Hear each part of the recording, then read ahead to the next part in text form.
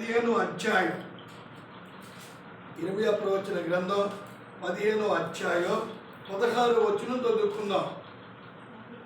15 అధ్యాయం నా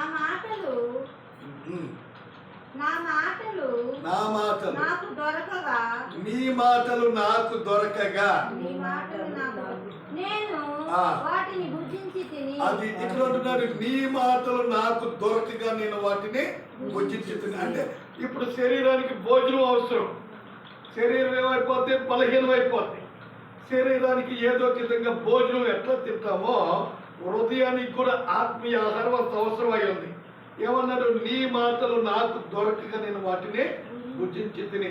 అంటే వాక్యం ఎప్పుడు భుజిస్తావు, వాక్యం ఎప్పుడు తింటావు, వాక్యాంతరంగా నడిస్తే, వాక్యం కొరకు ఎదురు చూస్తే, వాక్యం కొరకు కనిపెడితే ఖచ్చితంగా దేవుడి కార్యం చేస్తాడు. అందుకన్నాడు, నీ మాటలు నాకు దొరకగా నేను వాటిని భుజించి తిని.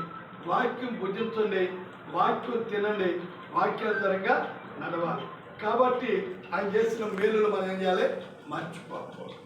కాబట్టి ప్రియ దేవుని బిడ్డలారా, ఆయన అంటున్న మాట ఏంటంటే, దేశాల్లో ఉన్న ప్రజల క్షేమం కొరకు ప్రార్థన చేయాలి.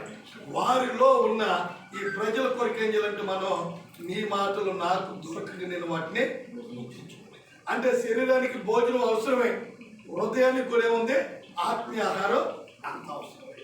కనుక ఆత్మీయ ఆహారాన్ని భుజించే ముందు మనం ఏం చేయాలంటే అనుదినం విజ్ఞాపన చేసే వాళ్ళగా ఉండాలి. అలా విజ్ఞాపన ఎలా చేస్తామంటే, కీర్తన గ్రంథం 34 అధ్యాయం 4 వచనం. కీర్తన గ్రంథం 34 అధ్యాయం 4 వచనం చూసుకొని 2-3 మాటలతో ముగించేస్తా. కీర్తన గ్రంథం 34 అధ్యాయం 4 వచనం. యెహోవా యొద్ద నేను